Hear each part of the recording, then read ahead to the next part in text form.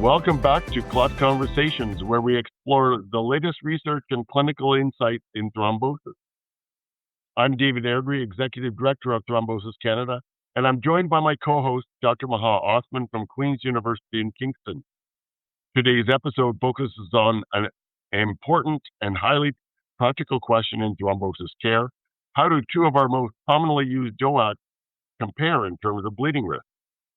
We're discussing the recent publication from the New England Journal of Medicine, bleeding risk with Apixaban versus rivaroxaban in acute venous thromboembolism.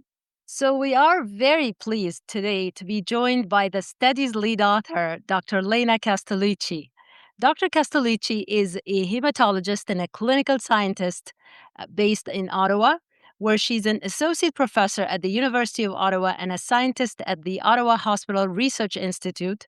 She also serves as the vice president of Thrombosis Canada and is actively involved with CanVector Research Network. Her work focuses on improving anticoagulation safety and patient outcomes, particularly around bleeding and venous thromboembolism. She led the international COBRRA trial comparing Apixaban and rivaroxaban in patients with acute VTE.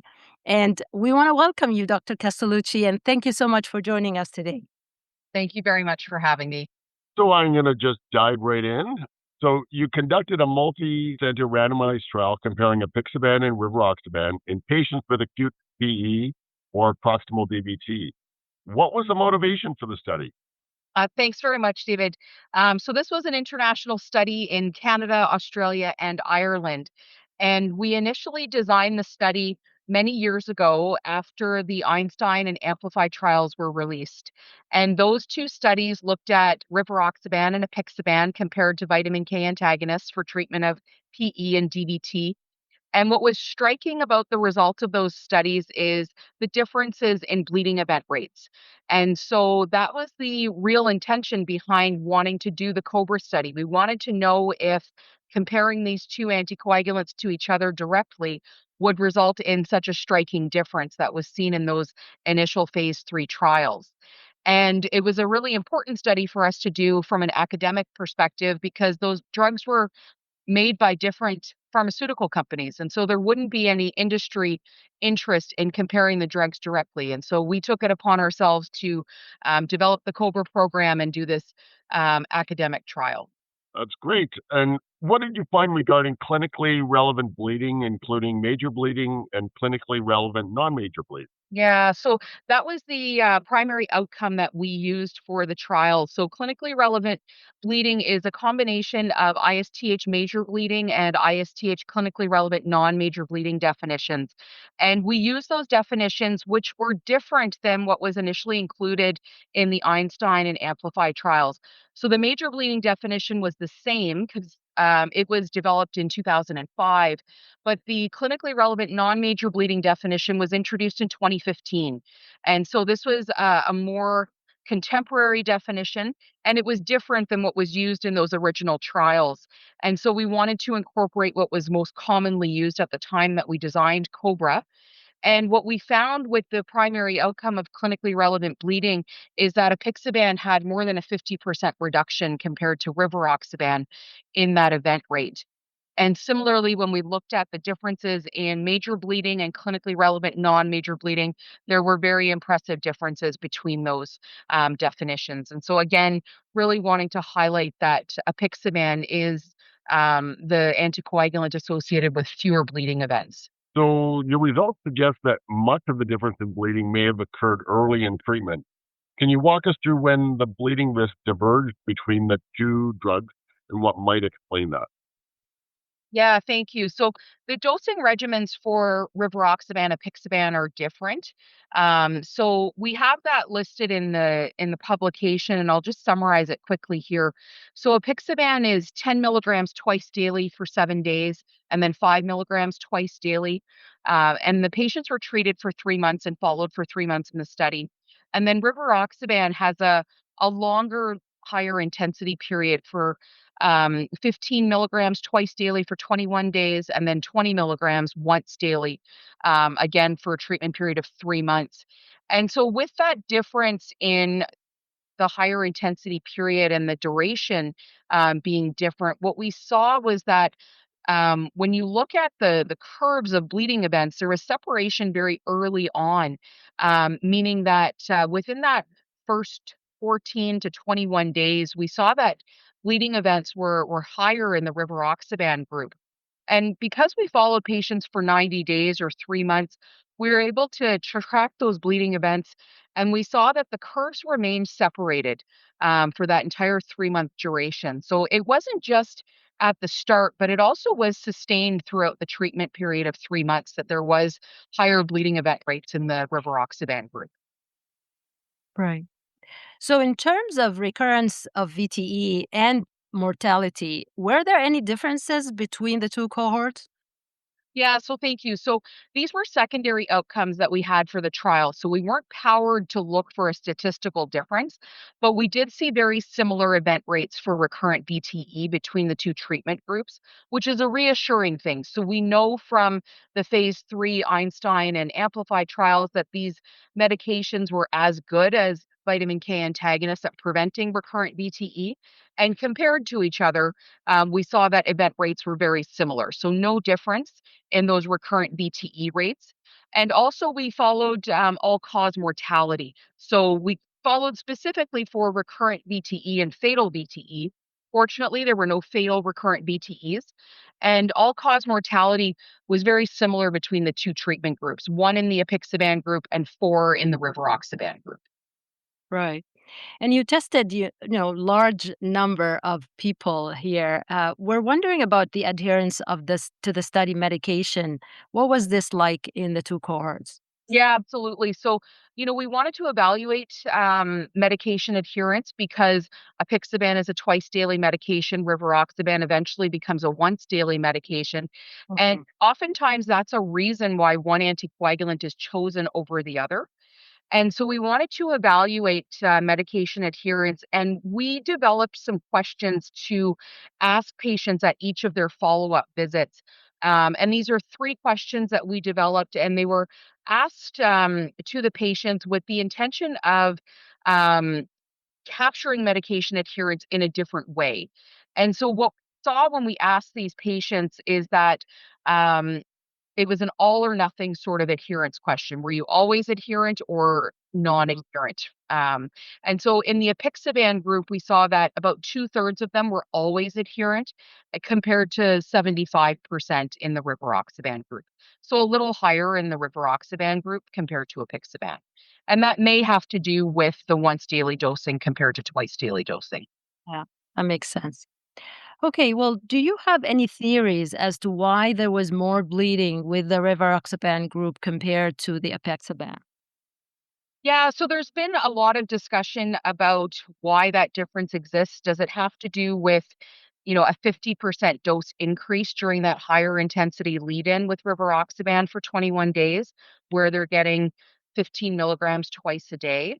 Does it have to do with, the twice daily dosing of apixaban with a constant amount of anticoagulant, so more of a steady state?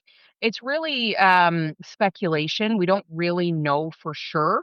I do think that part of it has to do with just inherent differences in the PK/PD profiles of these medications, and that's probably the most likely reason is that they're just different um, properties of those anticoagulants, and that's likely why we're seeing these differences. Right, that makes sense. Okay, so we're wondering about the key limitations of this large study. Yeah, so as much as we were an international study, it was designed many years ago when there were different indications of anticoagulants for different patient groups. And so at the time we designed COBRRA, although we treated patients with cancer associated VTE now with DOACs, back then low molecular weight heparin was still the anticoagulant of choice in that patient group. And so we excluded patients with a known diagnosis of cancer at the time of their VTE diagnosis from participating in COBRRA. And there was also concern about patients with elevated body weight above 120 kilograms and whether or not use of DOACs would be appropriate in that patient group. And based on guidance at the time, it was not recommended to use DOACs in that patient group. And so again, we excluded them from our COBRRA trial.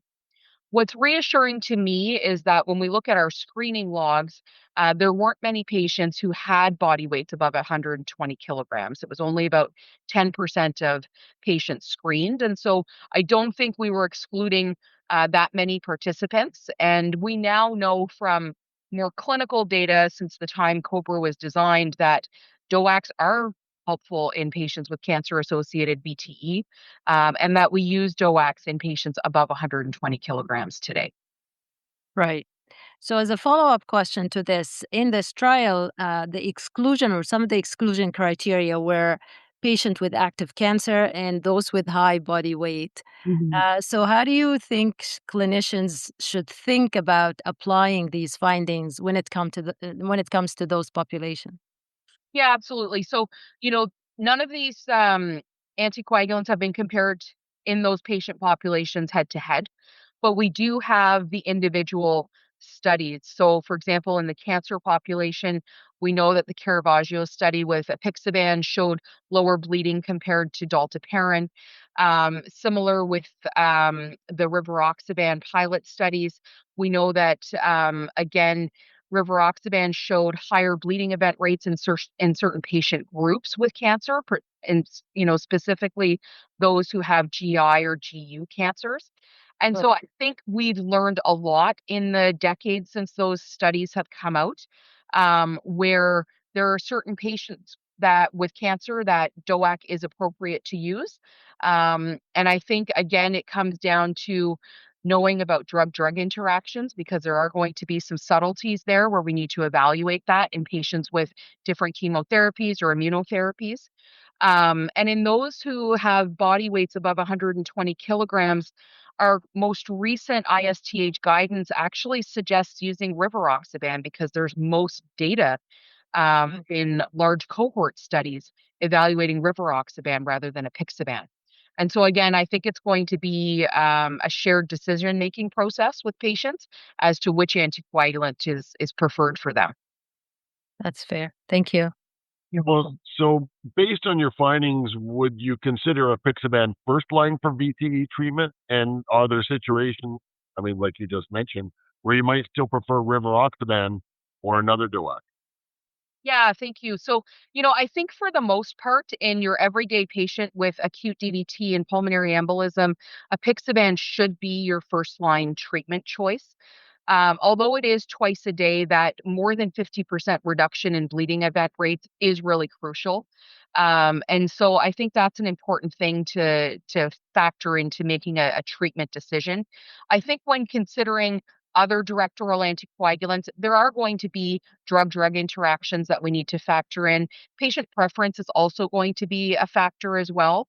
And so they may prefer a once daily dose, and that's something that you need to balance with the bleeding risk and have a discussion with them about. Right. Okay, so can we extrapolate these findings to other settings such as atrial fibrillation or extended secondary prevention? Yeah, so we only followed patients for 3 months in the COBRRA trial. So we don't have enough information from COBRRA to extrapolate for long-term secondary prevention. There are some other recent studies that were published in the last year that evaluated that. And so I'd refer people to looking to that information. And for atrial fibrillation, we have a trial called COBRRA AF that is evaluating this question in AFib patients. And we're looking at patients with new onset AFib. So they've never been exposed to an anticoagulant. And we want to see if there is a substantial bleeding difference between rivaroxaban and apixaban in those patients. Well, we'll have you back on the show to talk about that study when you've got it done. That sounds great. So you've covered a lot of information about COBRRA, Dr. Castellucci, and I'm wondering what are the key takeaway that you want our listeners to come out with this from this study? Yeah, absolutely. So I think the really important thing here is that this has been a question that people have asked for many years. Our clinical practice guidelines have now recommended DOACs as first line for VTE treatment. But now we have information to help guide that further. So we know that Apixaban has a lower bleeding event rate compared to rivaroxaban. And I think that's really the message that we should be providing to our patients when we're seeing them with acute VTE, that Apixaban really is the treatment of choice. That's great. So, is there anything else that we haven't covered that you'd like to add? I just want to thank all of our sites and collaborators. This really was a huge endeavor, and I want to thank all of our patients, our research staff, family members. Everybody really contributed greatly to the COBRRA trial and making it successful. Well, thank you so much. And, very, very happy to have listened to you today. And congratulations again on this wonderful trial and publication. Thank you. Yes, thank you for joining us and for sharing these important insights on the COBRRA trial. I'm glad we were able to get together. And for our listeners, we'll include a link to the full publication in the show notes. And if you enjoyed this episode, be sure to follow CLOT Conversations so you won't miss future discussions. And don't forget to visit thrombosecanada.ca for clinical guides, tools, and education resources to support your practice. Thank you, everybody, for listening. And thank you both for joining me today. Thank you. This was great. Beautiful as usual, Lana. Thank you. Thank you very much.